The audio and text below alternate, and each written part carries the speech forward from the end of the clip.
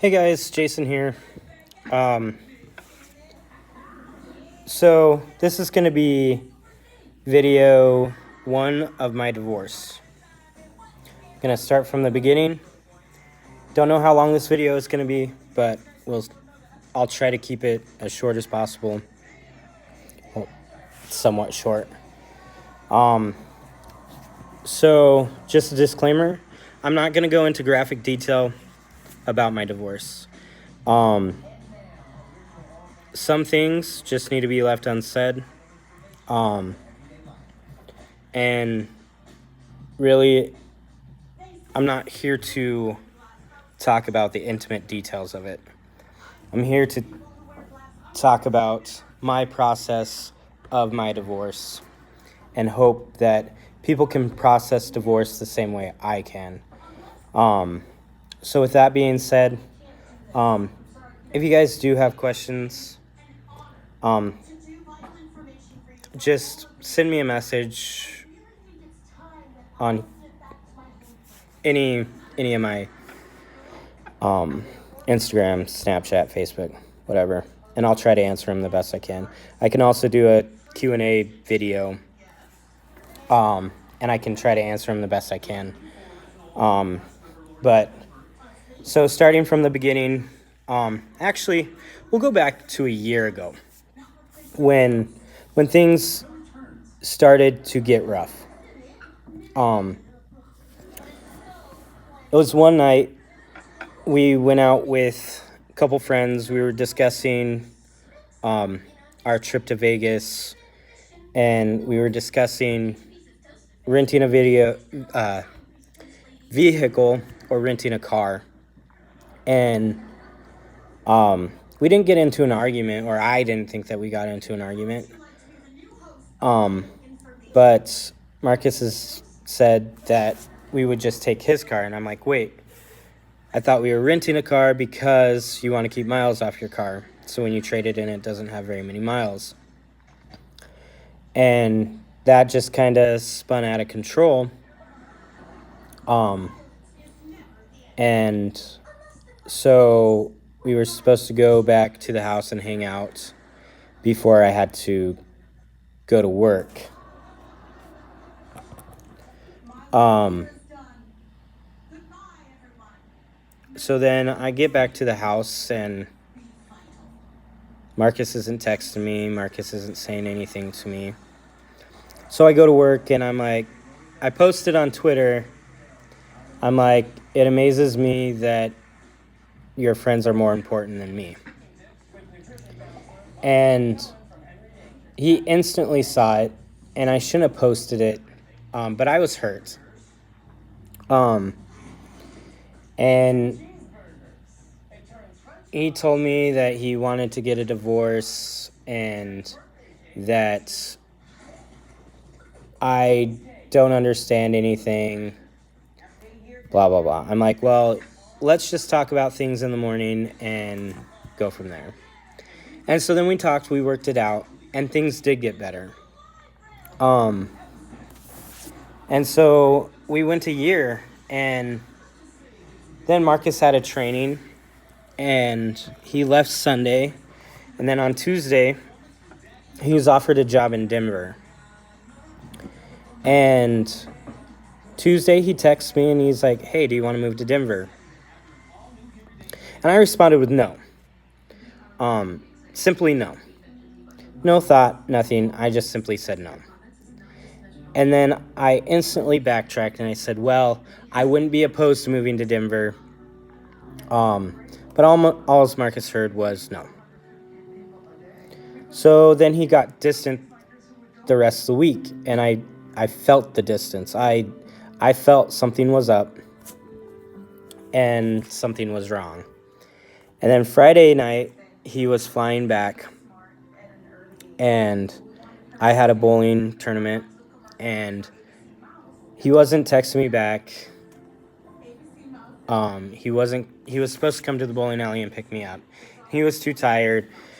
So I went out with a couple friends, and I got drunk, and then I went home, and I knew something was up. So then we went to state bowling, and there was something off. I asked him, I'm like, hey, is everything okay? Are we getting a divorce? I'm like, is everything okay? And he assured me that everything was fine. And then we went on the whole weekend. And then Sunday, I found out some things. And he had told a friend that he was leaving me and moving to Denver. They had let me know what was going on. And so I didn't flip out. Well, I did in a little way.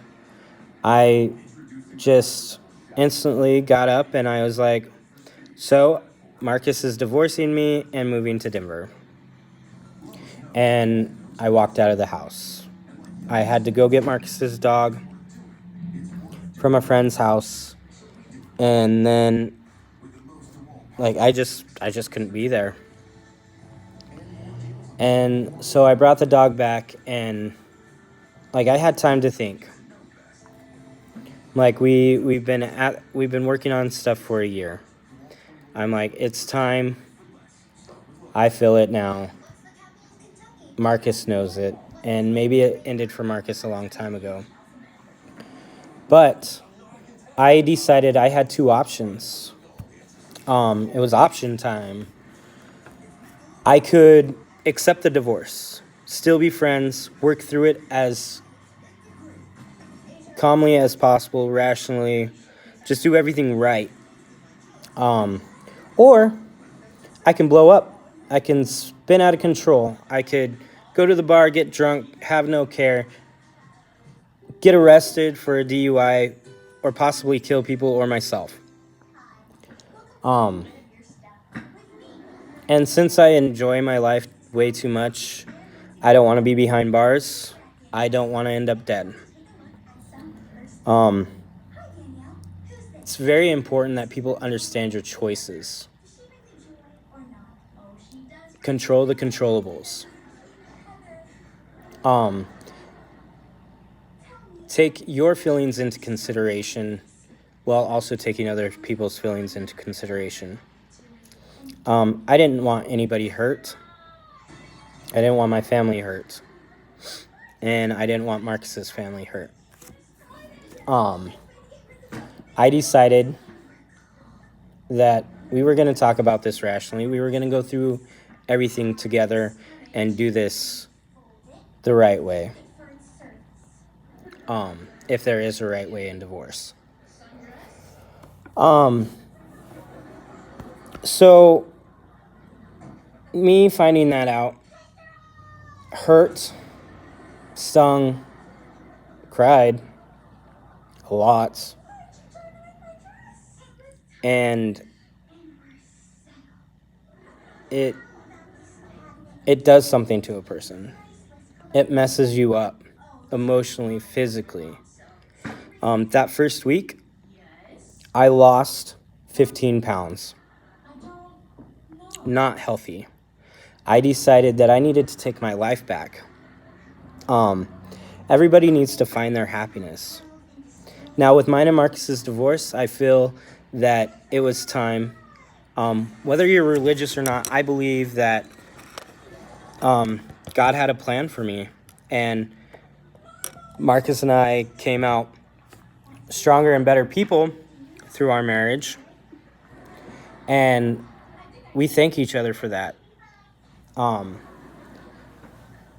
And so with this divorce, I was like, this is my divorce. I want things my way. Everything was supposed to happen over the span of 6 months. And then it got dropped down to 3 months. And now everything's over except for the divorce. The divorce is not final. So I'm going to try to do these videos in 3 to 4 videos. And just try to talk through it. The last one will be when the divorce is final. The first thing that you need to know is friends. You need to have good friends to be there and support you. My best friend Ashley was married to my best friend for going on 6 years. They've been together 7 years. She's going through exactly the same thing I'm going through. She's always there when I call. She's always there when I text. I have gone down and seen her. If she could have been here today when Marcus left, she would have been. And I know that for a fact. I can count on her no matter what. She is my guardian angel. Since we are going through the same thing, we relate on so many levels. She has been a blessing to me, and I'm glad that she is my best friend. My friend Seth, I've known him all my life, pretty much.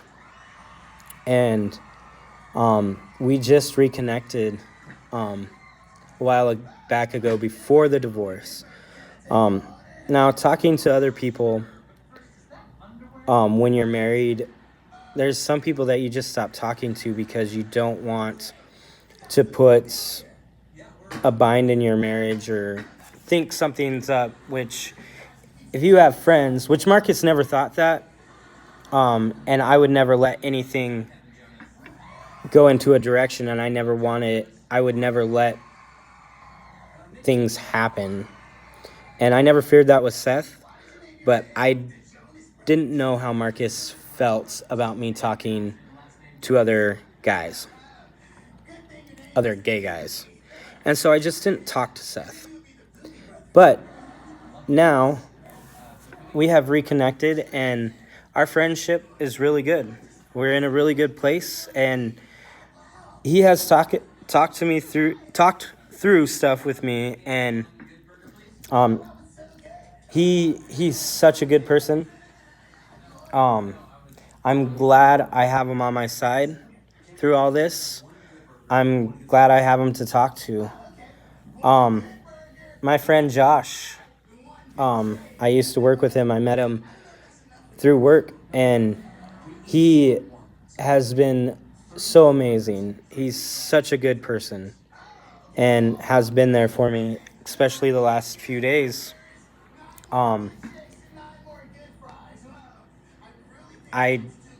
He's just easy to talk to, and it's nice and refreshing that I have somebody in the same town that I can talk to and hang out with. And then lastly, my friend Amber and coworker, I met her 5 years ago when I moved to Sheridan, her and her friends and stuff. But now that we work together, I have somebody at work that holds me up when I'm falling apart. And I'm just so blessed to have these 4 good friends going through all this. So if you're going through a divorce, surround yourself with good people. Don't let the negative in. Fight the negative. Surround yourself with positive, because that will help you. And find those positive friends. Because it's truly important to have positivity. And a week after I found out I was getting a divorce, like, okay, I'm gonna change my habits. I'm gonna better myself, make myself healthier, because losing that weight was not healthy. Like, if I want to lose weight, I need to do it the healthy way. And so I got a gym membership. I haven't used it lately because I'm trying to pack stuff and move. So, I mean, in a sense, I'm working out because it's a lot of work getting rid of stuff and hauling stuff to the dump and packing stuff. It is workout, but I worked out for 3 hours a day for a straight week. I kind of hurt my body doing that, but I felt amazing. It fights depression. It fights thoughts in your head. And you're not alone. You're releasing endorphins in your body, good endorphins, and just helps out. So I would suggest try that if you're going through a hard time in any situation, not just a divorce, but any situation. So I got a gym membership, and then I wanted to have a divorce party. I felt it was important that all our friends could see that Marcus and I are working through this together, and in the end, we're going to remain friends, because that was what was important to me. And so I was planning that, and then we were going to wait to change our relationship status on Facebook to until the divorce was final. So I wanted those things. I knew in the beginning. I felt that it was important. And you got to take one step at a time. Like, all this stuff couldn't happen within a couple days. It would just eat you up, I feel. And I wanted things slow because I didn't know how it was going to affect me. And I didn't want to take a chance of getting depressed or spinning out of control. Because mental health is important just as physical health, and just keeping yourself all the way around healthy.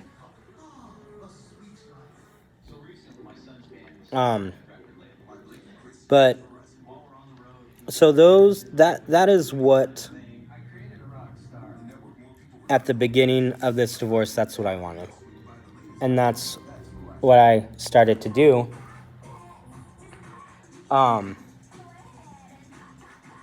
And so I had a very positive outlook. Now, I've thought about deleting all social media, and get off social media for a while.